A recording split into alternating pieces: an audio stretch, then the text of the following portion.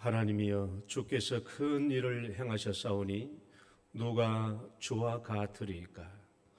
우리에게 여러 가지 심한 고난을 보이신 주께서 우리를 다시 살리시며 땅 깊은 곳에서 다시 이끌어 올리시리이다. 나를 더욱 창대하게 하시고 돌이키사 나를 위로하소서. 아멘.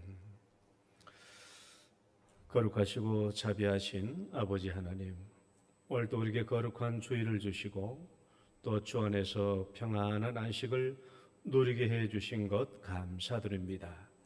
성삼위 하나님, 이곳에 충만하게 임재하시고 사랑하는 주의 자녀들을 만나 주시며 은혜를 베풀어 주시고 회복시켜 주시고 강건케 하여 주옵소서. 예수님 이름으로 기도드립니다. 아멘. 찬송가 4장입니다.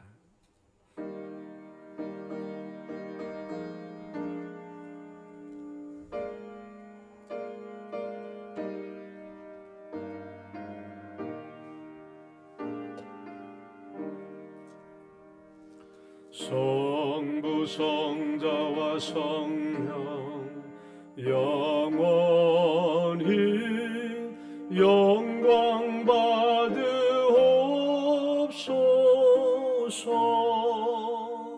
대처로 지금까지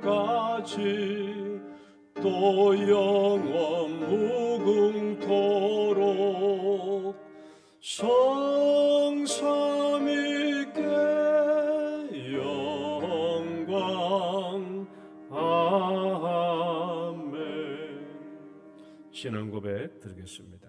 전능하사 천지를 만드신 하나님 아버지를 내가 믿사오며 그 외아들 우리 주 예수 그리스도를 믿사오니 이는 성령으로 잉태하사 동정녀 마리아에게 나시고 본디오 빌라도에게 고난을 받으사 십자가에 못 박혀 죽으시고 장사한 지 사흘 만에 죽은 자 가운데서 다시 살아나시며 하늘에 오르사 전능하신 하나님 우편에 앉아 계시다가 저리로서 산자와 죽은 자를 심판하러 오시리라. 성령을 믿사오며 거룩한 공예와 성도가 서로 교통하는 것과 죄를 사하여 주시는 것과 몸이 다시 사는 것과 영원히 사는 것을 믿사옵나이다. 아멘. 교동문 72번입니다. 이사야 58장의 말씀.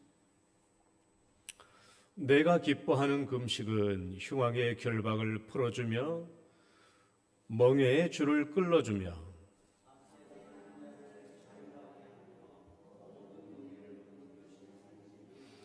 또 줄인 자에게 내 양식을 나누어 주며 요리하는 빈민을 집에 들이며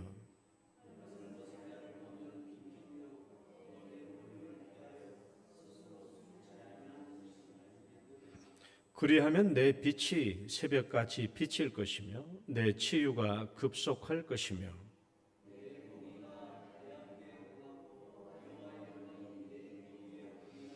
내가 부를 때에는 나 여호와가 응답하겠고 만일 내가 너희 중에서 멍에와 손가락질과 허망한 말을 제하여 버리고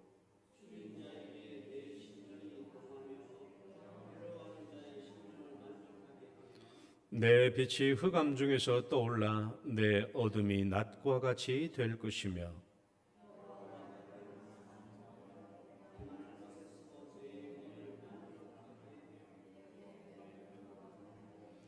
너는 물된 동산 같겠고 물이 끊어지지 아니하는 샘 같을 것이라. 아멘. 앉으셔서 찬송가 43장입니다.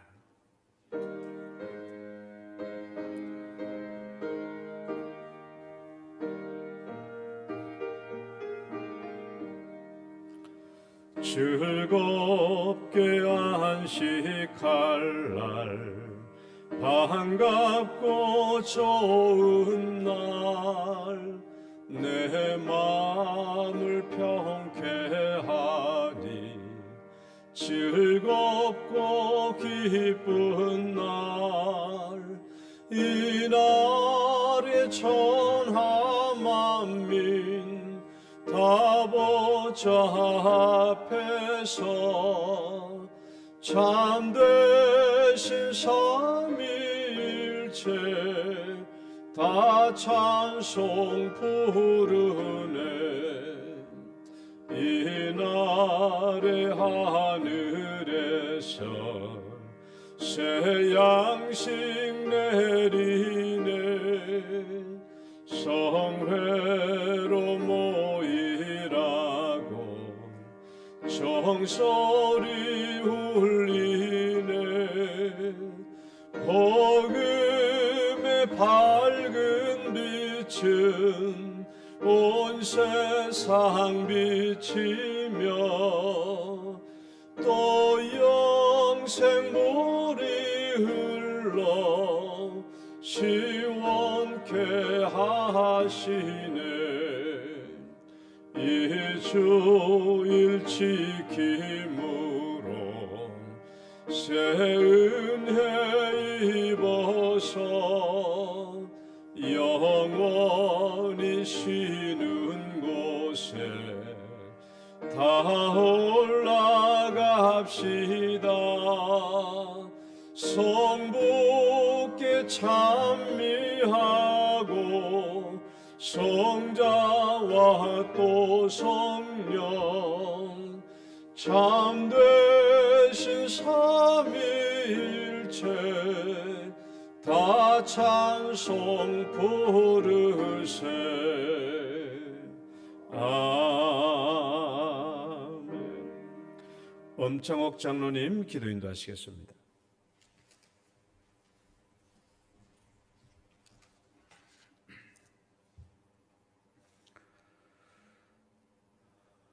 하늘을 우러러 창조주 하나님을 생각하며 주일 아침 예배를 드립니다. 사랑의 하나님, 영동의 성도들이 주의 날을 맞아 감사의 마음을 가지고 예배당에 올라와서 감사의 예배를 드릴 수 있도록 결단의 힘을 주심을 감사드립니다. 지난 일주일을 되돌아보면 어찌 감사할 일들만 있었겠습니까? 욕심의 골짜기, 분노의 골짜기, 불안의 골짜기, 슬픔의 골짜기, 고통의 골짜기들, 이런 사망의 음침한 골짜기를 지나며 위로가 없이는 도저히 통과할 수 없는 그 눈물의 골짜기들을 지나왔습니다. 그러나 우리는 내 원수의 목전에서 내게 상을 베푸시는 하나님을 신뢰하며 우리를 불가운데 던지시어 눈부신 은같이 연단하시며 100번이나 단련한 금결같이 빛나게 하실 하나님을 믿으며 그리하여 지금 여기 우리가 위로의 하나님 앞에 무릎을 꿇고 기도하게 하신 하나님께 감사를 드립니다. 이 연단의 시간을 모두 마치고 그날 그 놀라운 여호와의 날에 눈부신 영광의 하나님 앞에서 감사의 찬양을 드릴 수 있도록 하나님 도와주시옵소서. 우리는 한 치 앞도 못 보는 소경처럼 우리는 매우 연약한 존재입니다. 실로암 물가에서 눈뜬 소경을 생각합니다. 실로암 연못에서 눈뜬 소경의 고백처럼 예수라 하는 그 사람이 진흙을 이겨 내 눈에 바르시고 나더러 실로암가에 가서 씻으라 하기에 가시어 씻었더니 내가 보게 되었노라. 우리가 이 고백을 하게 하옵소서.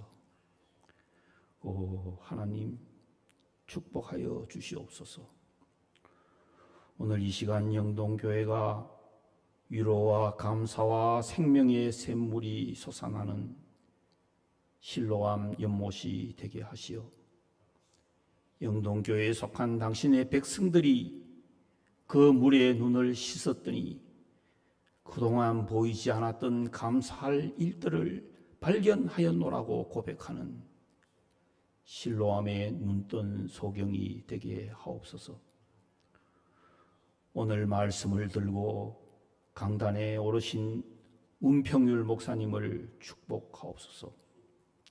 그 말씀이 우리의 눈을 뜨게 하는 실로암의 차가운 샘물이 되게 하시며 소경의 고백대로 그 말씀을 내 눈에 발랐더니 놀라운 변화가 일어나서 연약한 이웃에게 내 심령이 동하게 하시며 슬퍼하는 자를 위로하는 심령이 생겨나게 하시고 과부의 눈물을 보고 함께 울며 강도 만난 자를 손을 잡는, 그리하여 오늘 우리에게 주신 말씀으로 우물쭈물하는 내 마음이 용기를 얻어 감사를 고백하는 시간이 되게 하옵소서. 주일학교에서 자라나는 어린 영혼과 대청마루에서 포도송이처럼 날로 견시해가는 청년들의 영혼들에게도 각 처소에서 감사의 예배를 드리게 하옵소서. 하나님, 오늘은 특별히 영동교회의 온 지체들이 마음을 모아 우리 중에 아픈 손가락, 아픈 발가락을 지체하며 의연금을 모으고 있습니다. 작지만 정성으로 함께하는 마음, 그 마음에 축복하시어 이 제단에도 감사로 축복하옵소서.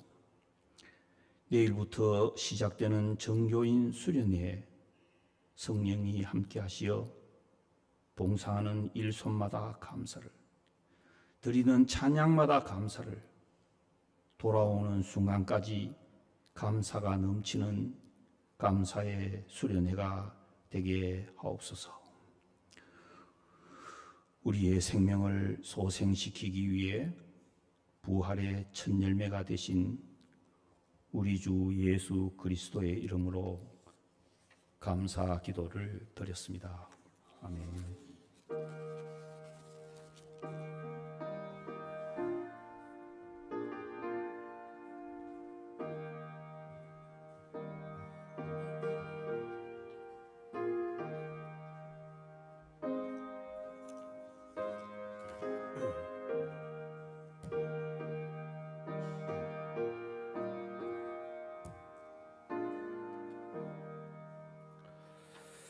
찬양 드리겠습니다. 인생길 험하고 마음 지쳐.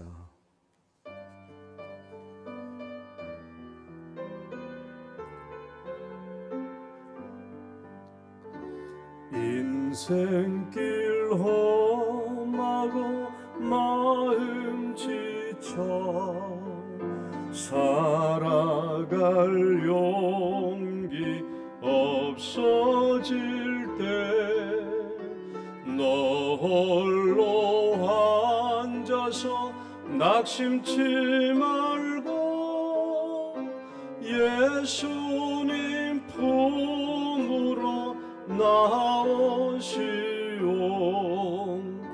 예수님은 나의 생명, 믿음, 소망, 사랑 되시니 십자가 보혈 자비의 손길로 상처 입은 너를 고치시리. 평생의 모든 꿈 허물어져 세상의 친구 다 떠날 때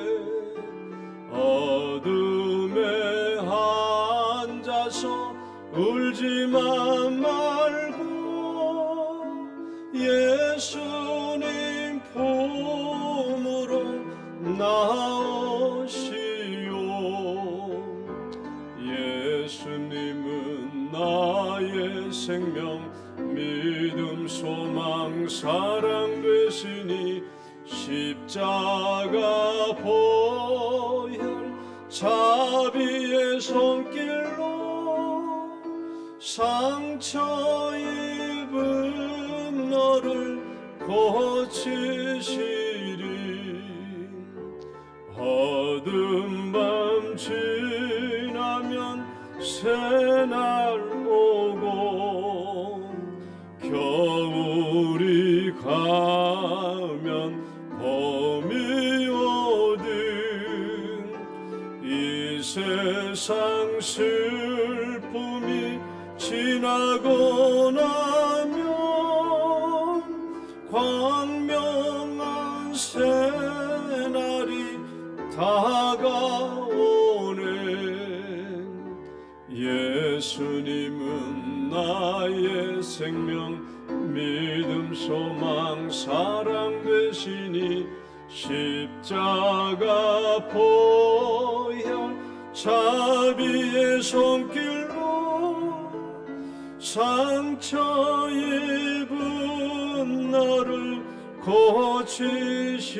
예수님은 나의 생명, 예수님은 나의 생명 믿음 소망 사랑 되시니 십자가 보혈 자비의 손길로 상처 입은 너를 고치시리.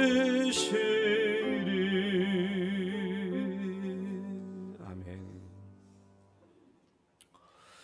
오늘 주신 말씀 시편 73편 16절 17절 말씀 보겠습니다.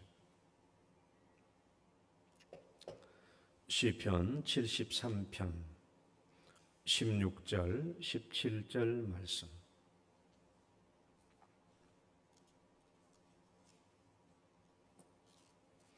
우리 같이 읽어볼까요? 시작.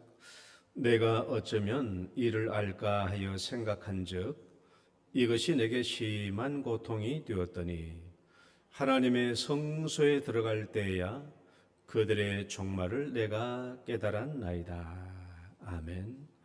기도합시다. 하나님 아버지 감사합니다. 오늘도 저희들에게 평안한 안식일을 주시고 또 하나님 품 안에서 복된 날을 지낼 수 있도록 인도해 주심을 감사합니다.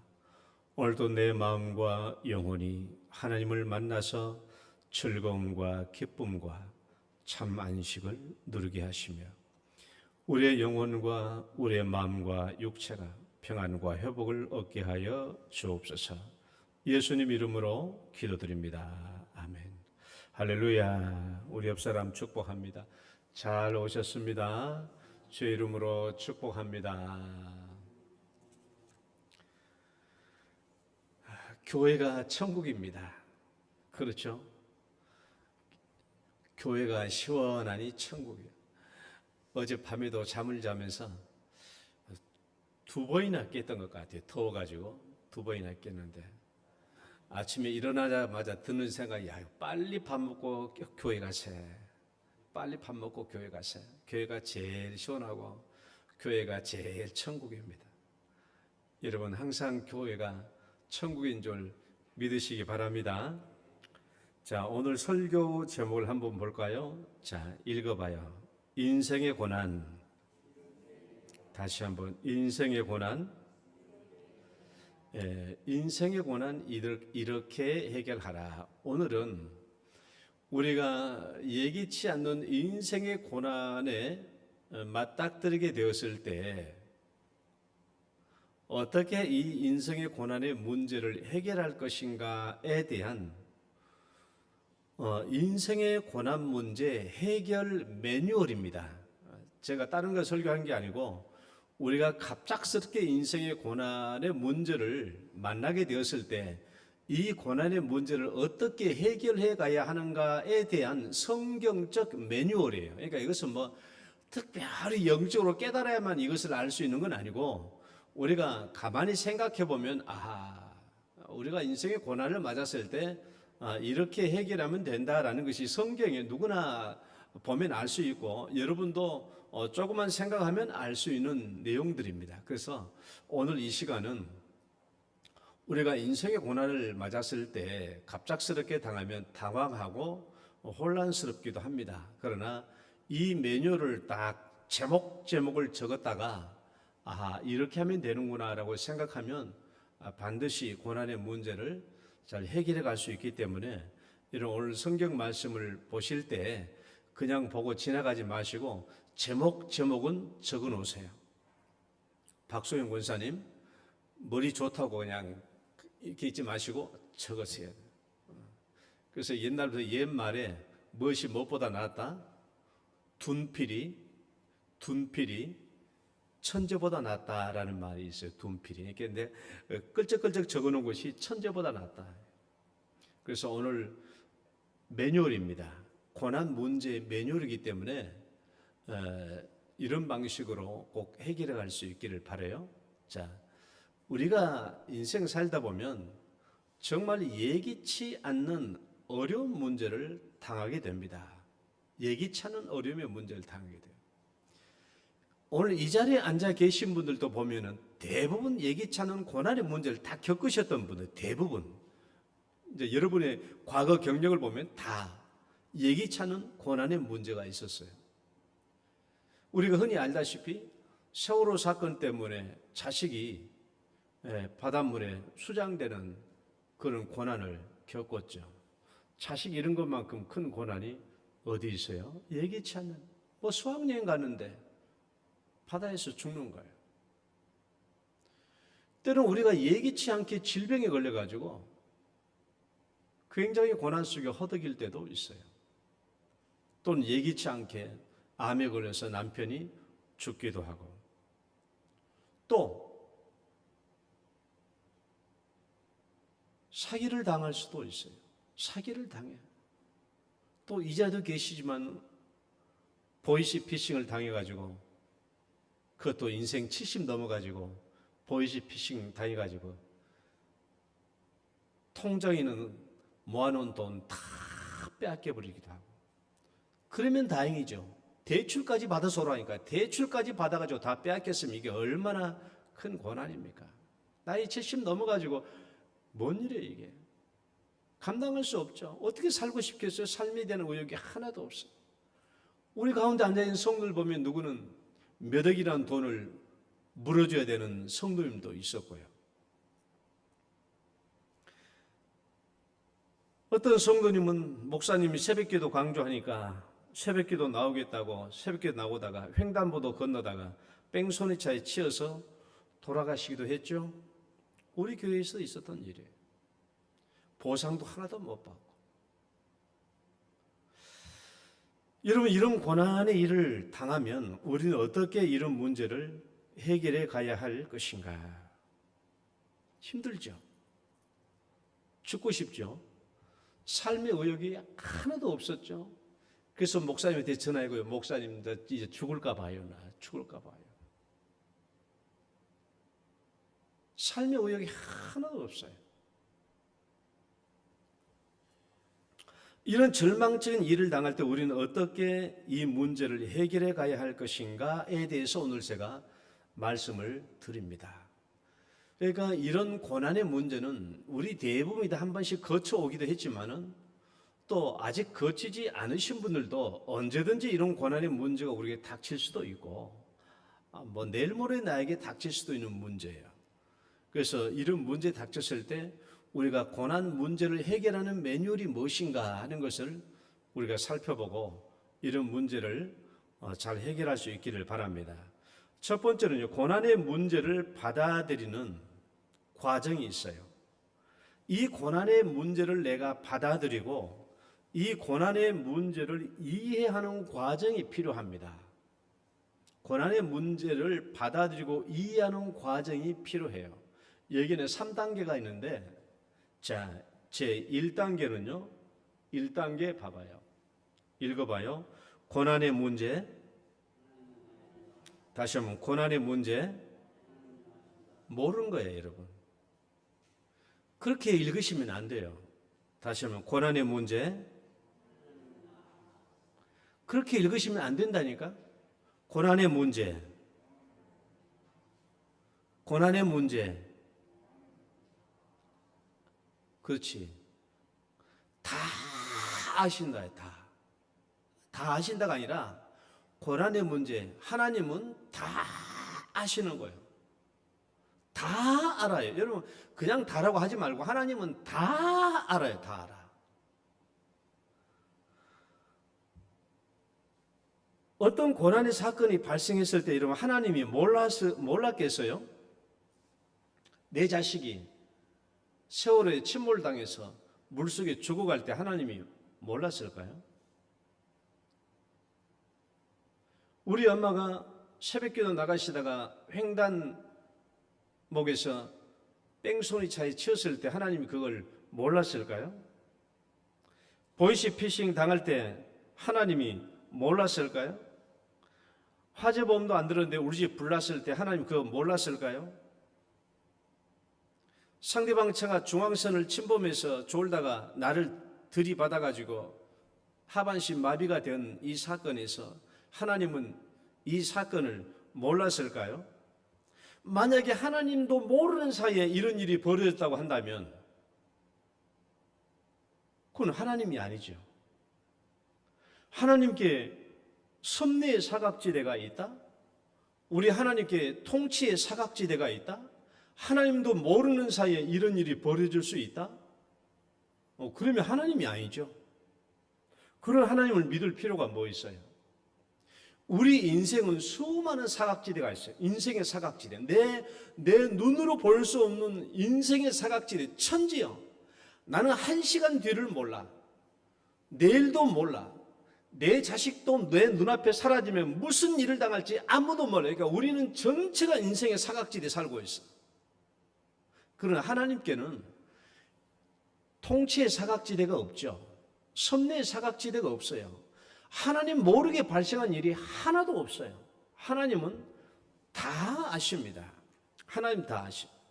그래서 우리 하나님은 전지전능하신 하나님이시고 무소부지하신 하나님이시고 알파와 오메가 되신 하나님이에요.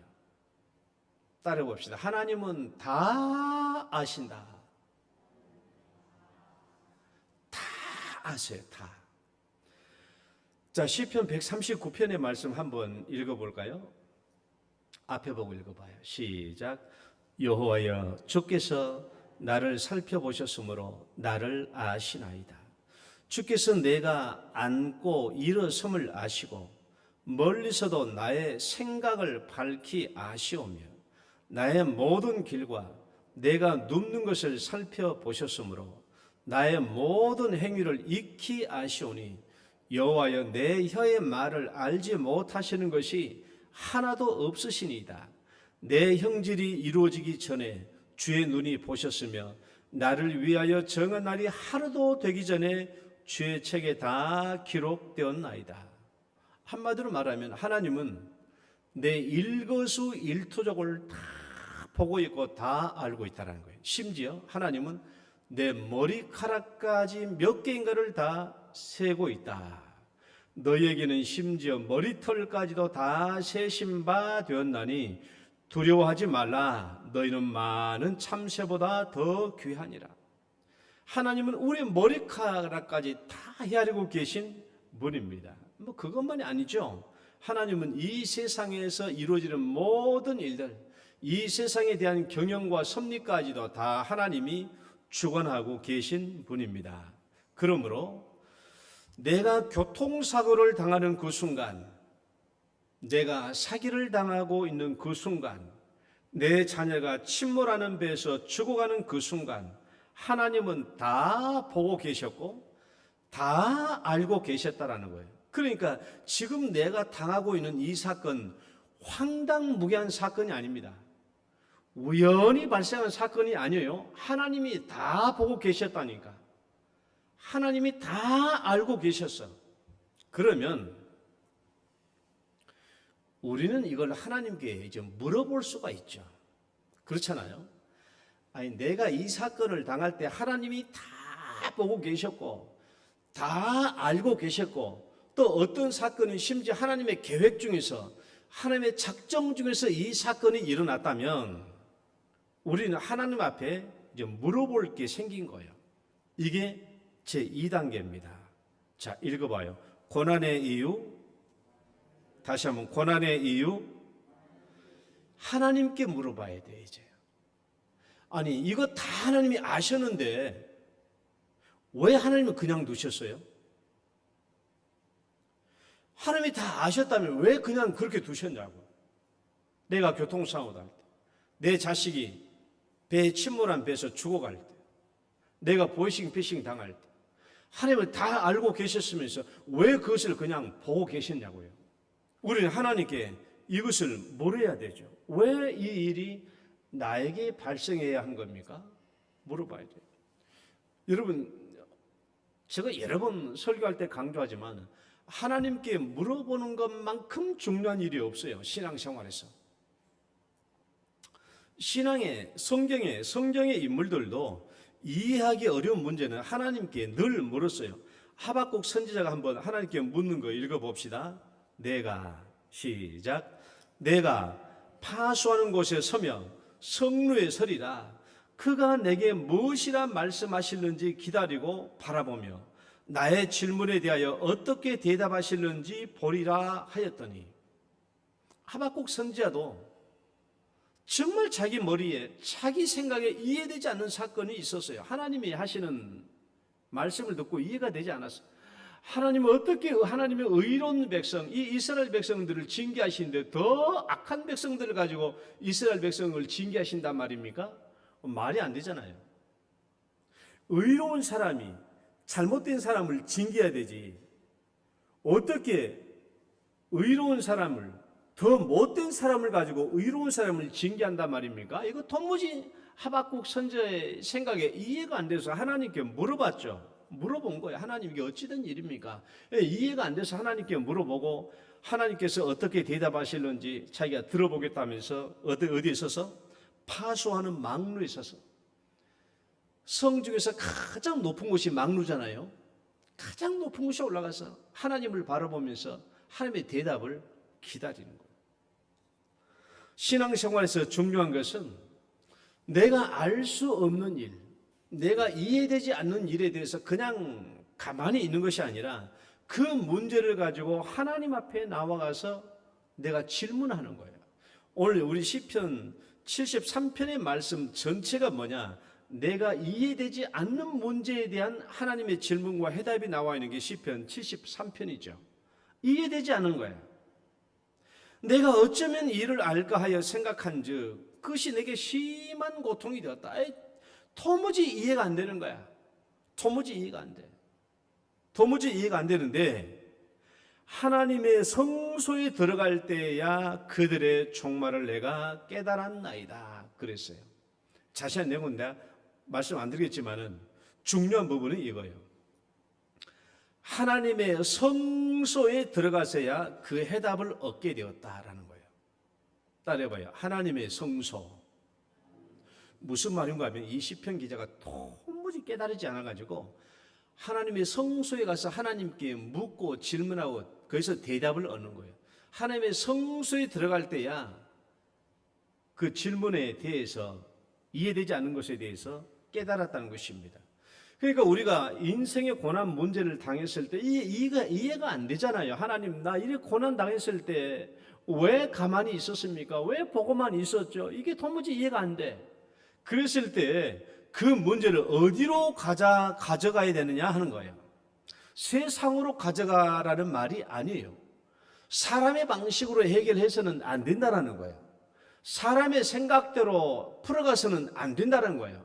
이 문제를 가지고 하나님께 나가는 것이죠. 하나님 앞에 나가서 이것을 질문하라고 하는 거예요. 왜냐하면 여러분, 고난의 문제는요, 궁극적으로 하나님과 나 사이의 문제입니다. 고난의 문제는 하나님과 나 사이의 문제예요. 따라봅시다. 고난의 문제는, 다시 한번, 고난의 문제는 그 뒤에 얘기하시라고. 하나님과 나 사이의 문제. 고난의 문제는 내가 고난당했다고 해가지고 이것을 다른 사람에게 이 죄를 찾을 만한 다른 사람이 있는가, 다른 사람에게 책임을 그렇게 하지 말라는 거예요. 고난의 문제는 궁극적으로 하나님과 나 사이의 문제입니다. 그래서 우리는 이런 문제가 발생하면 하나님께 가져가서 물어야 돼요. 왜? 정확히 말하면 이 일은 하나님 앞에서 발생한 문제이고, 더 정확히 말하면 하나님의 계획과 작정 속에서 이루어진 일이기 때문에 이 문제를 해결한답시고 세상으로 가져가거나 세상 방식으로 가져가거나 이 책임을 다른 사람에게 떠넘기려고 해서 이 문제를 해결하려고 해서는 아무런 소용이 없다라는 거예요. 하나님께서 발생시킨 일이고 하나님의 계획과 작정 속에서 이루어진 일이기 때문에 이 문제는 하나님 앞에 가지고 나가야 돼요. 하나님께 물어봐야 돼요. 하나님께 이 문제를. 그 다음에 제3단계를 봅시다. 고난의 목적. 이제 고난의 묵상인데 고난의 목적이죠. 묵상과 목적. 자, 읽어봐요. 고난의 묵상. 다시 한번 고난의 목적. 하나님의 뜻을 발견하는 거예요. 그래서 우리는 이것을 하나님 앞에 이런 묵상을 해야 돼요. 하나님, 내 자녀가 물에 빠져 죽을 때 하나님 다 보고 계셨지요. 내가 피싱 당할 때 다 알고 계셨죠. 내가 횡단보도를 건너갈 때 뺑소니 차량에 치인 거 다 보고 계셨죠. 다 알고 계셨죠. 하나님이시라면 당연히 이것을 막아주셔야 되지 않습니까? 하나님은 자기 자녀를 사랑하시고 보호하신다고 하셨으니까. 하나님은 자기 자녀를 눈동자처럼 보호해 주신다고 하셨으니까. 하나님이 나를 보호해 주셔야 마땅하지 않으셨나요? 나를 마땅히 보호해 주셔야 했지요. 그런데 하나님께서는 나를 보호해 주지 않으셨습니다. 내 죽어가는 자녀 보호해 주지 않으셨습니다. 횡단보도에 치일 때 막아주지 않으셨습니다. 보이스피싱 당할 때 막아주지 않으셨습니다. 사기당할 때 막아주지 않으셨습니다. 하나님은 내가 당하는 그 어려움의 순간에 나를 보호하지 않으셨습니다. 왜 그러셨습니까? 하나님 왜 그러셨어요? 우리는 깊은 묵상에 들어가야 돼요. 왜 하나님은 마땅히 나를 보호해 주셔야 하는데 왜 하나님은 나를 보호해 주지 않으셨지? 왜 나를 그냥 두셨을까? 이 고난에 대한 묵상이 시작돼야 돼. 이게 고난의 문제를 해결하는 데 굉장히 필수적인 과정입니다. 굉장히 중요한 과정이에요. 고난을 묵상하는 과정이 굉장히 중요한 과정이에요. 그런데 의외로 성도님들이요, 이 고난의 묵상에 이르지 못합니다. 왜 하나님 이 문제를 내 삶 속에 나에게, 우리 자식들에게, 바로 우리 가족에게, 나에게 당하게 하셨습니까?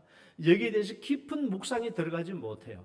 여기 묵상에 들어가지 못한 데는 이유가 있어요. 이것을 사람의 방식으로 해결하려고 하면은 이게 묵상이 안 들어갑니다. 이게 누구 때문에, 이거 내 남편 때문에, 내 자식 때문에, 누구 때문에 일이 발생했다라고 생각하면 이 고난의 묵상으로 들어가지 못해요.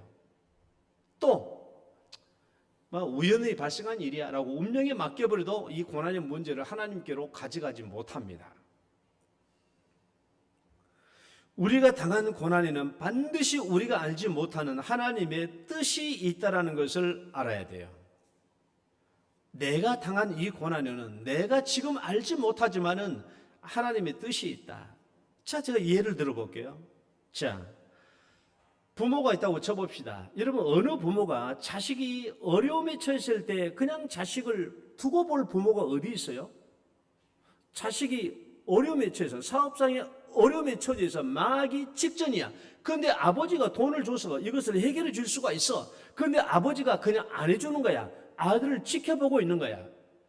아들이 망해가는 것을 아버지가 지켜보고 있다면, 아버지가 해결할 수 있는 길이 있음에도 불구하고 자식이 망해가고 있는 것을 지켜보고 있다면 거기에는 아버지의 어떤 뜻이 있는 거예요. 뜻이 있는 거예요. 아들이 알지 못하는 아버지의 뜻이 있는 것이죠. 여러분, 하나님의 독생자 예수 그리스도께서 그 고난을 당하며 십자가에 못 박혀 죽으셨을 때 전능하신 하나님 아버지가 그것을 지켜보고만 계셨어요. 밑에서는 조롱했죠. 야, 너가 아버지가 전능하다면 너 십자가에서 내려와 봐라. 얼마나 조롱을 많이 했습니까? 전능하신 하나님 아버지이심에도 불구하고 예수님이 십자가에서 그토록 고난을 당할 때 지켜보고만 계셨다면 거기는 하나님 아버지의 어떤 뜻이 있는 것이죠. 뜻이 있는 거예요. 이것은 사명자의 고난인데 우리는 물론 이걸 다 알잖아요. 하나님은 그 예수님이 받으신 고난을 죄인들의 죄값을 속죄하는 속죄의 값으로 그것을 만드신 거예요. 그런 하나님이 뜻이 있었던 것이죠. 여러분 우리 욥을 봐봐요. 욥은 전형적인 대표야. 인생의 고난을 당하는 인물의 대표. 재산을 다 잃었죠. 자식들을 다 잃었죠. 몸에 불치병까지 걸렸죠. 그 다음에 어떤 고난이 또 있겠어요? 욥은 인생이 당할 수 있는 모든 고난을 다 당했습니다. 다 당했지만은 하나님은 그 욥을 다 그냥 지켜보고 있었어. 욥을 봤지 세상에 욥만큼 의로운 사람이 어디 있냐라고 하나님이 그렇게 자랑할 만한 사람인데 욥은 이 고난을 당하면서 왜 내가 이런 고난을 당했는지 도무지 그 이유를 알 수 없는 상태에서 이 고난을 당했죠. 죄 없이 당하는 고난이에요. 그러나 욥이 당하는 그 고난의 뒤에도 욥이 알지 못했던 하나님이 뜻이 있었던 것이죠. 나중에 욥은 훨씬 더 하나님을 가까이 알고 깊이 깨닫게 되었던 것이죠. 그리고 하나님은 갑절로 욥을 축복으로 회복시켜 주신 것을 우리가 압니다. 여러분, 한나가 받은 고난이 있죠. 이것은 사람으로 말미암은 고난이에요. 이유 없이 받은 고난이 아니고 한나가 받은 고난은 사람으로 인하여 받은 고난이에요. 사람 사이에서 일어나는 고난. 아이를 낳지 못해서 이 불인나가 얼마나 자기를 구박하고 고통을 줬는지 한나가 당하는 고난에도 하나님의 뜻이 있었어요. 한나는 이 고난 때문에 어떻게 했어요? 하나님 앞에 나와서 기도했어요. 하나님 앞에 나와서 기도하고 아들 낳게 해주시면 하나님께 드리겠다라는 서원을 했죠. 그리고 나중에 어떻게 됐어요? 사무엘을 낳았고 사무엘을 하나님께 드렸더니 사무엘이 이스라엘 백성들의 신앙을 인도하는 지도자요, 선지자요, 사사가 되어서 훌륭하게 하나님의 뜻을 이루지 않았습니까? 마찬가지로 지금 내가 당하고 있는 고난도 내가 알지 못하지만 거기에는 하나님의 뜻이 있어요. 따라해봅시다. 고난에는 하나님의 뜻이 있다. 내가 당한 고난에는 하나님의 어떤 뜻이 있어요. 나를 향한 하나님의 뜻이 있어요. 그런데 나를 향하는 하나님의 그 뜻은 절대로 나를 멸망시키려고 하는 것이 아닙니다. 절대로 나를 멸망시키려고 하는 것이 아니에요.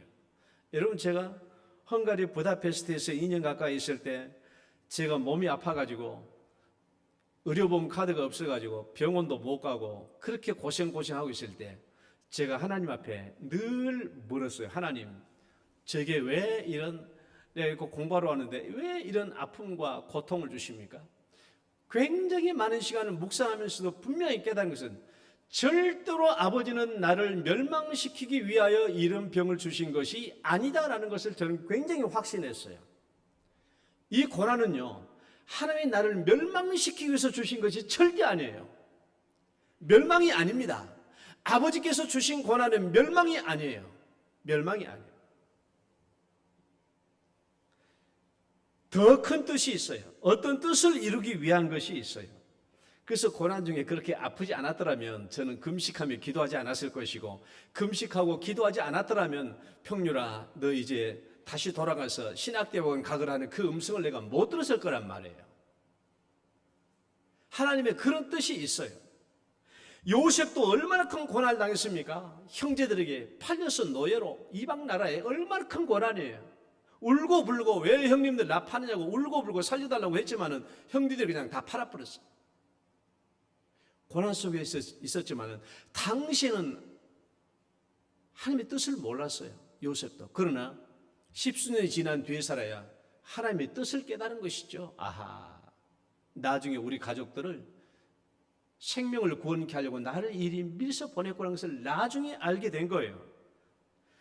그러면 여러분, 우리에게도 나를 향한 하나님의 고난에는 분명히 뜻이 있어요. 멸망시키려고 하는 게 절대로 아닙니다. 하나님의 내 인생에 대한 어떤 뜻을 이루기 위해서 그런 거예요. 그러면 이 고난이 우리에게 왔을 때 우리에게 중요한 게 이제 있어요. 이제 실제적으로 중요한 게, 그러면 이 고난이 나에게 왔을 때 이제 내가 어떤 자세로 이 고난을 대응할 것인가 하는 문제가 아주 중요해지는 거예요. 내가 어떤 자세로 이 고난을 대응할 것인가.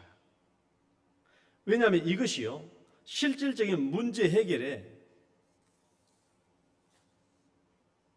열쇠가 되기 때문에 그래요. 굉장히 중요해요. 그럼 이제 이 고난의 문제를 어떤 신앙의 자세로 내가 받을 것인가. 여러분 생각해 봐요. 똑같지 않겠어요? 아니 이제 아버지가 자식이 망해가는 시점인데 아버지가 도와줄 수도 있어. 도와줄 수 있는데 더 지켜보고 있는 거야. 지켜보고 있을 때 이 아들이 이 고난 중에서 이 고난을 허덕이고 있을 때 아버지는 뭘 보고 있어요? 이 아들이 고난 중에서 어떻게 이 문제를 해결해 가는가 하는 것을 잘 보겠죠. 그렇잖아요. 이 아들이 아버지한테 획 돌아서더니 아버지 그것도 나 안 도와줘요 하면서 아버지가 그냥 나 아버지하고 상관없어, 나 아버지 아들 아닐까 하고 어떻게 도망가 버리면 이 아들은 뭐예요? 호로 자식이에요. 내 자식이 아닌 거야. 하나님이 나를 향하여 고난을 주셨는데 하나님을 향하여 원망하고 불평하고 나 이제 하나님 안 믿을 거야 하고 떠나가 버리고 호로 자식이에요. 하나님의 자녀가 아닌 거예요. 그래서 하나님께서는 우리에게 고난을 주시면서 뭘 지켜보냐? 이 고난을 어떻게 해결하는가 하는 것을 하나님이 유심히 지켜봅니다. 그러니까 이제부터는 우리가 어떤 신앙의 자세로 이 고난의 문제를 해결해 나가는가 하는 것은 굉장히 중요한 자세인데, 그 첫 번째, 신앙의 자세 첫 번째. 자, 읽어봐요. 하나님 앞에 나와서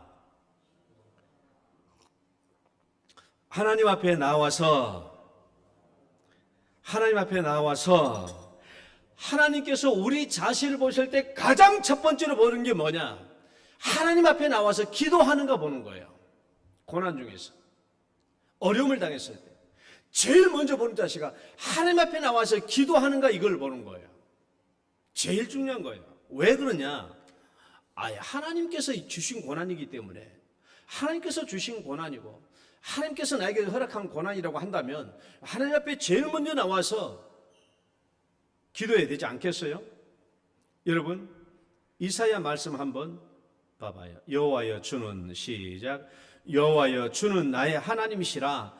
내가 주를 높이고 주 이름을 찬송하오리니 주는 기사를 옛적에 정하신 뜻대로 성실함과 진실함으로 행하셨습니다. 그러니까 하나님께서 그 이전에 행하셨던 모든 기적과 이사와 모든 일들은 하나님이 정하신, 그 옛날부터 정하신 뜻대로 행하신 것인데 성실하심과 진실함으로 행하신 거예요. 그러니까 여러분, 지금 하나님께서 나에게 주신 이 고난은 하나님께서 그냥 대충 너 죽어라, 너 고생 좀 해보라고 주신 것이 아니라 진실함과 성실함으로 나에게 그 고난을 주신 거예요. 하나님의 귀한 뜻이 있으니까 정하신 뜻대로 나에게 주시되 진실하심과 성실함으로 나에게 그 고난을 주신 거예요. 그러니까 우리는 그 고난을 당했을 때 하나님 앞에 제일 먼저 나가서 기도해야 되는 거예요. 기도해야 되는 두 번째 이유는요, 하나님께서 고난 중에 하나님께 기도하라고 했으니까 그랬잖아요. 늘 기도하라고 했어. 성경에는 수도 없이 고난과 어려움을 당할 때 하나님께 와서 기도하라고 했습니다. 자, 말씀 읽어봅시다. 환난 날에, 시작. 환난 날에 나를 부르라. 내가 너를 건지리니 네가 나를 영화롭게 하리로다. 또 환난 날에, 나의 환난 날에 내가 주께 부르짖으리니 주께서 내게 응답하시리이다. 또 너는 내게 부르짖으라. 내가 내게 응답하겠고 내가 알지 못하는 크고 은밀한 일을 내게 보이리라. 하나님은 고난 중에 수도 없이 우리에게 뭐라고 해요? 기도하라고 그러세요. 기도하라고. 기도하면 응답해 주겠다고. 기도하면 건져 주겠다고. 기도하면 내가 너를 영화롭게 해 주겠다고. 기도하면 네가 알지 못한 크고 은밀한 일, 네가 생각지도 못한 엄청난 큰 일을, 비밀스러운 일을 내가 너에게 보여주겠다고. 그러니까 와서 기도하라고 말씀하셨어요. 그러니까 우리는 여러 가지 고난과 어려움을 당했을 때 우리가 가지고 있어야 할 첫 번째 신앙의 자세는 하나님 앞에 나와서 기도하는 자세예요. 하나님께 기도해야 돼요. 울든 어떻게 하든 탄식을 하든 하나님 앞에 나와서 기도하셔야 돼요. 그래야 하나님은 자기 붙잡고 의지하는 자녀의 기도를 응답해 주십니다. 두 번째, 신앙적 자세. 두 번째, 자, 신앙적으로, 다시 한번 신앙적으로, 이것은 신앙적으로 바르게 대응하는 거예요. 신앙적으로 바르게 대응하는 것. 신앙적으로 바르게 이 문제를 해결해 가고 있는지를 하나님은 보신다라는 거예요. 자, 첫 번째, 원망하지 않는 삶의 자세. 원망하지 않아야 돼. 원망하지 않아야 돼. 야, 이게 이 고난이 누구 때문에 왔냐라고 생각해가지고 이 큰 누구 때문에를 책임을 찾고 추구하고 의문을 따라가면은요, 불평과 불만이 끊이지 않아요. 우리 남편 때문에, 저거 자식 때문에 이런 문제가 왔다고 생각하면요, 이 문제가 해결되지 않아요. 불평과 불만이 올 수밖에 없어요. 그럼 우리가 욥을 잘 알죠? 욥의 자세를 한번 읽어봅시다. 이르되, 시작. 이르되 내가 모태에서 알몸으로 나와 싸운 즉 또한 알몸이 그리로 돌아가올지라. 주신 이도 여호와시요 거두신 이도 여호와시오니 여호와의 이름이 찬송을 받으실지이다 하고 이 모든 일을 욥이 범죄하지 아니하고 하나님을 향하여 원망하지 아니하니라. 여러분, 욥의 이 자신을 보고 하나님이 얼마나 기뻐했겠어요. 그렇잖아요. 불평하지 않고 원망하지 않고 범죄하지 않고 오직 하나님께 감사하며 찬송하며 하나님께서 주셨으니 또 하나님께서 가져가신 줄 믿습니다라고 인정하며 하나님 앞에 기도하고 찬송하는 이 욥의 자세를 보고 하나님이 얼마나 기뻐하셨겠는가라는 거예요. 두 번째 신앙 자세 읽어봐요. 시작. 나를 돌아보는 삶의 자세입니다. 이것은 나를 돌아보는 거예요. 내가 혹시 하나님 앞에 잘못을 행한 일이 없는가? 내가 혹시 하나님 앞에서 범죄한 일은 없는가? 내가 하나님 앞에서 허물된 일이 없는가 하는 것을 내가 돌아보는 거예요. 그리고 내 자신을 회개하고 내 아버지 앞에서 정결한 모습으로 내가 서는 것이죠. 나를 돌아보는 자세예요. 그 다음에 세 번째 읽어봐요. 시작. 오늘의 고난은 내일의 축복이 된다는 믿음의 자세입니다. 이것은 믿음의 자세예요. 오늘의 고난, 내일의 축복. 따라봅니다. 오늘의 고난, 여러분 내일의 축복. 오늘의 고난, 다시 한번 오늘의 고난. 예, 여러분 우리가 성경을 읽어보면 너무나 명백한 거야.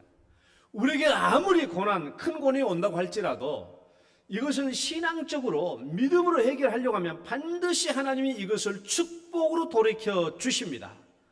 반드시 그래요. 내가 오늘 1억을 사기당했습니까? 이 신앙적 문제로 해결하면 반드시 언젠가 하나님이 2억으로 채워주실 줄 믿으시기 바랍니다. 반드시 채워주세요. 1억 5천을 잃었습니까?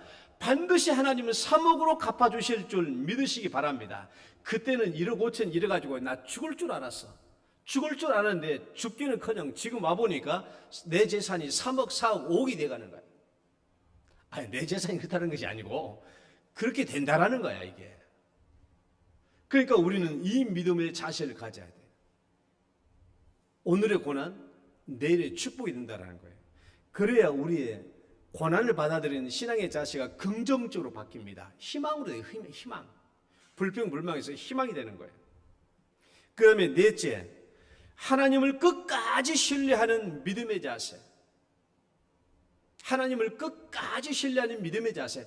야, 하나님이 반드시 나를 이 고난에서 이기게 해 주실 거야. 반드시 하나님이 이 고난에서 나를 이기게 해 주실 거야.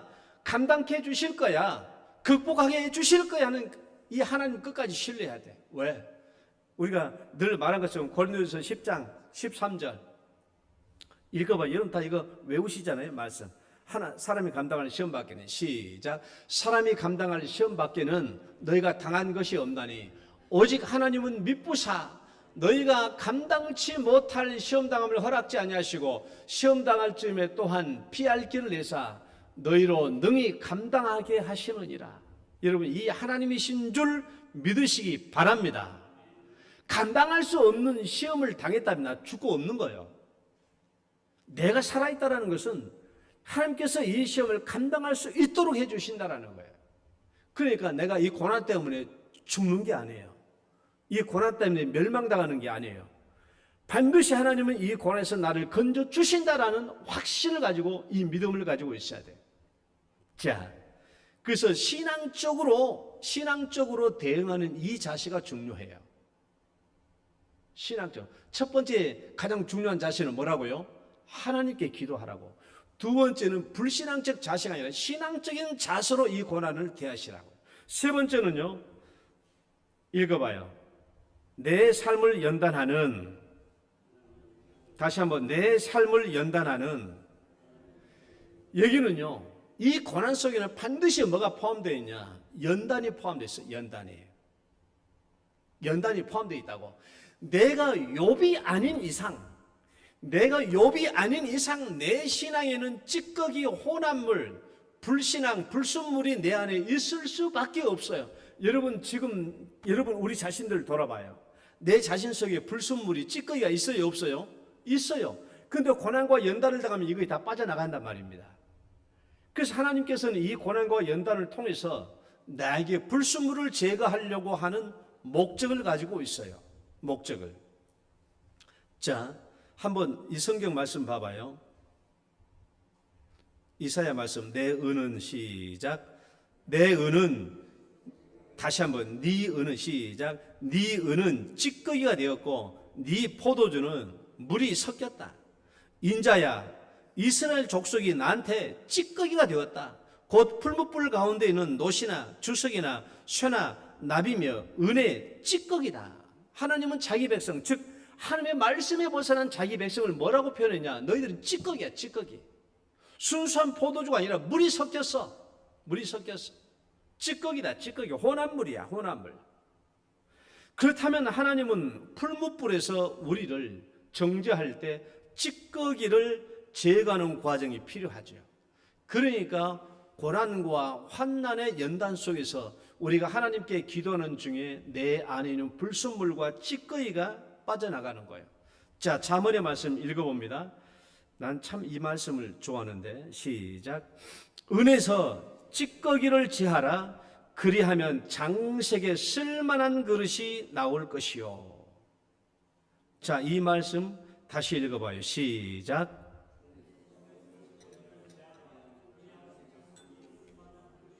그렇게 읽으면 안 돼요.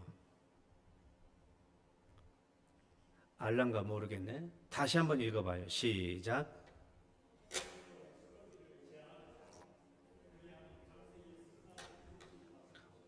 어디에서 찌꺼기를 제하라? 나에게서. 평률에게서 찌꺼기를 제하라. 그리하면 하나님의 쓸만한 그릇이 나올 것이다. 쓸만한 그릇. 풀무불에서요, 천도되는 온도에서 은을 녹이면 은은 밑으로, 순수한 은은 밑으로 깔아앉고 불순물은 위로 떠올라서 흘러가요. 그럼 순수한 은을 가지고 있으면 이제 장색에 쓸만한 그릇이 나와요.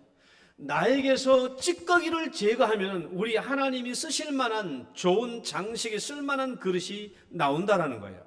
그러니까 욥의 고백을 다시 한번 읽어봐요. 그러나 내가 가는 길을 시작. 그러나 내가 가는 길을 그가 아시나니 그가 나를 단련하신 후에는 내가 순금같이 되어 나오리라. 그렇죠. 그러니까 우리는 고난이 올 때 이것을 피하려고 하거나 이것을 세상 방식으로 해결하려고 하거나 이것은 어떤 사람에게서 이 원인과 원인을 찾으려고 하면은 내 안에 있는 찌꺼기 혼합물이 빠져나갈 수가 없어요. 우린 고난이 올 때 이것을 온전히 내 마음과 육체로 품어야 돼요.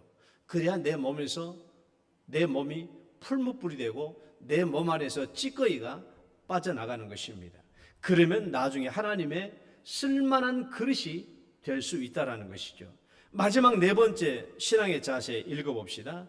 자, 미래의 삶. 다시 한번 미래의 삶.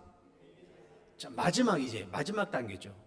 여러분, 우리가 고난에 이런 자세를 가지고 고난을 대한다고 할지라도 사실 이 고난이 언제 끝날지는 우리는 몰라요. 이 신앙의 자세를 가지고 대하지만은 실제로 이 고난의 끝이 언제 끝날지 우리는 도무지 알 수 없습니다.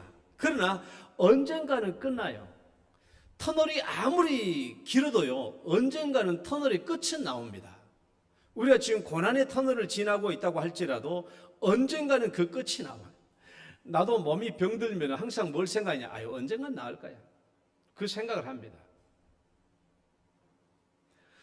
자, 한나가 고난을 당할 때 어떻게 기도로 그의 고난의 문제를 끝냈는가 한번 봅시다. 원하여 이르되, 읽어봐, 시작.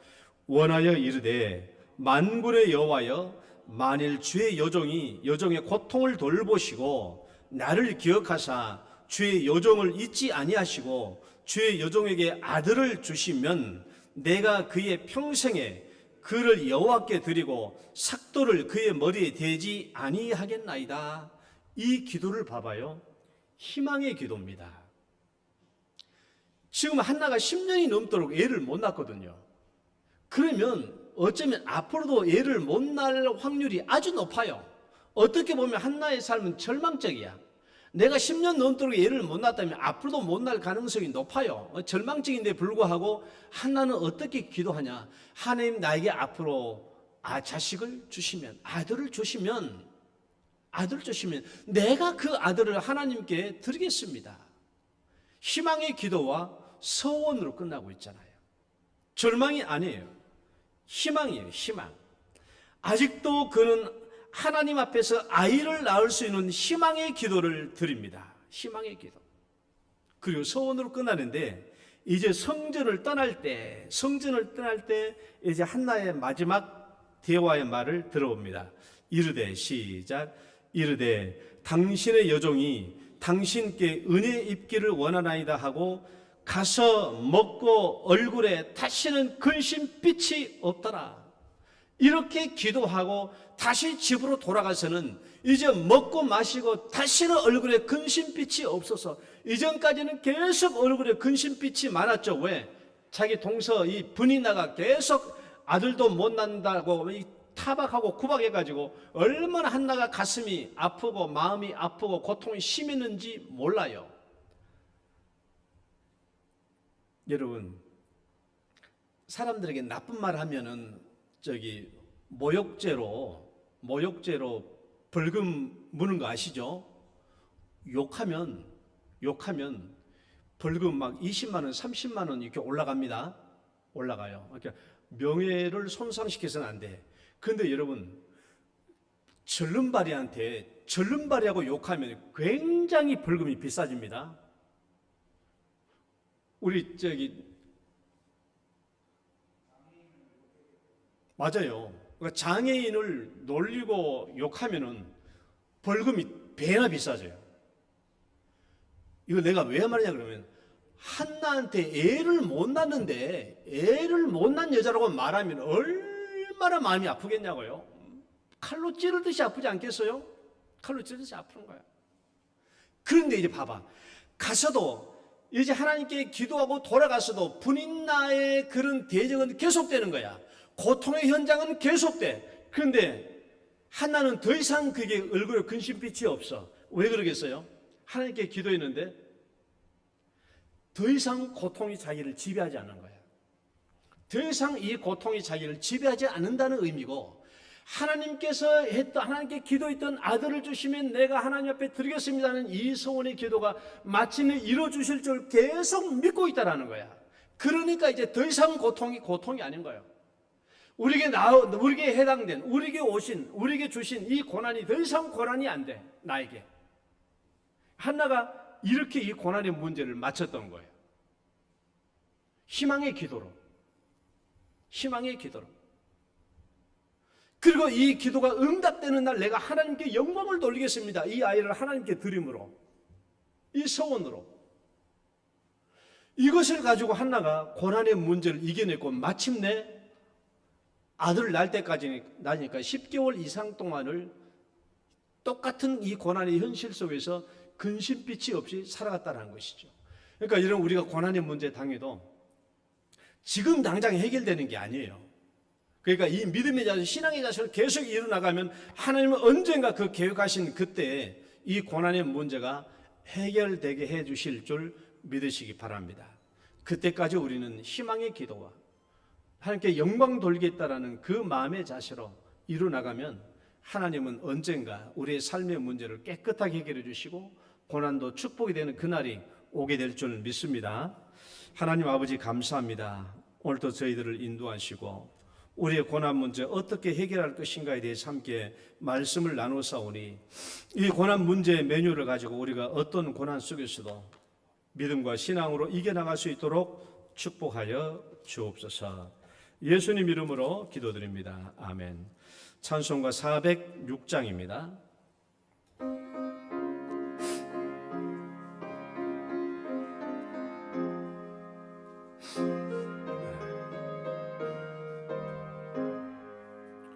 고난의 영혼 편이신 복과 풍랑이라도 안전한 포구 폭풍까지도 다스리시는 주의 영원한 팔 의지해 주의 영원하신 팔 함께하사 항상 나를 붙드시니 어느 곳에 가든지 요동하지 않음은 주의 팔을 의지함이라. 세상 친구들 나를 버려도 예수를 함께 동행함으로 주의 은혜가 충만하리니 주의 영원한 팔 의지해 주의 영원하신 팔 함께하사 항상 나를 붙드시니 어느 곳에 가든지 요동하지 않음은 주의 팔을 의지함이라. 나의 믿음이 연약해져도 미리 예비한 힘을 주시며 위태할 때도 안보하시는 주의 영원한 팔 의지해 주의 영원하신 팔 함께하사 항상 나를 붙드시니 어느 곳에 가든지 요동하지 않음은 주의 팔을 의지함이라. 능치 못한 것 주께 없으니 나의 일생을 주께 맡기면 나의 모든 짐 대신 지시는 주의 영원한 팔 의지해 주의 영원하신 팔 함께하사 항상 나를 붙드시니 어느 곳에 가든지 요동하지 않음은 주의 팔을 의지함이라. 아멘. 하나님 아버지 감사합니다. 오늘도 주 앞에 나올 때 주님께서 나를 축복해 주신 대로 또 11조의 예물과 감사 예물과 또 선교 구제 건축 헌금 또 1,000번째 예물 또 형제를 돕는 의연금을 주 앞에 올립니다. 이 모든 예물 주님께서 기뻐 받으시며 하나님 그 가정과 손길비에 축복하사 고난이 있더라도 극복해 하시오며 그들의 가정과 인생의 기도의 문제를 축복하여 주시고 형통한 길로 인도하여 주옵소서. 감사 예물도 기쁘게 받으시며 모든 예물 외에도 하나님께서 그들의 영광이 나타나는 대로 나타나는 방향으로 주님께서 뜻하여 일을 이루어 주시옵소서. 오늘도 주 앞에 나와 예배드리며 머리 숙이는 우리 사랑하는 모든 성도님들, 그들의 마음을 주장해 주시고 하나님께서 그들의 심령을 통찰해 주시고 삶 속에 있는 삶의 문제들을 응답해 주시며 이루어 주셔서 우리 하나님께서 영광을 거두어 주옵소서. 예수님 이름으로 기도드립니다. 아멘.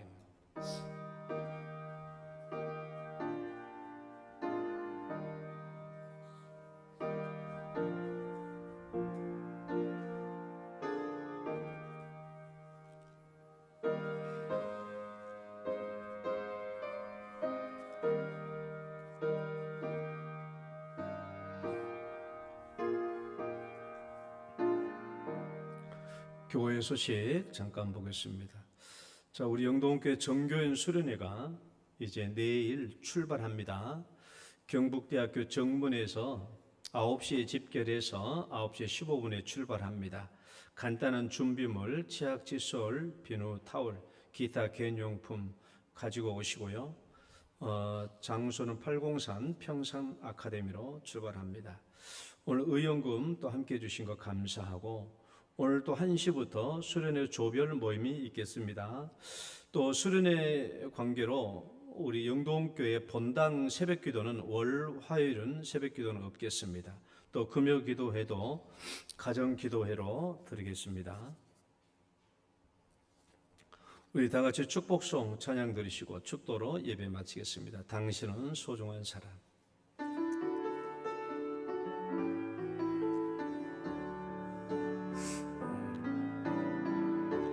당신은 소중한 사람, 당신은 존귀한 사람, 이 세상에 하나뿐인 당신은 내겐 너무나도 소중한 사람. 그런 당신을 사랑해요. 그런 당신을 축복해요.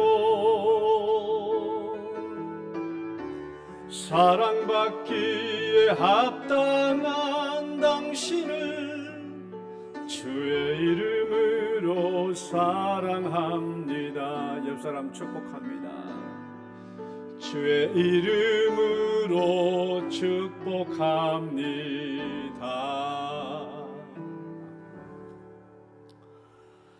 이제는 우리 주 예수 그리스도의 은혜와 하나님 아버지의 극진하신 사랑과 성령님의 교통하심이 인생의 고난, 나를 향한 하나님의 뜻을 깨닫고 고난도 축복으로 만들어 주실 줄 믿고 끝까지 기도하며 나아가겠다고 다짐하는 사랑하는 성도들을 위해 이제로부터 영원토록 함께 있을지어다.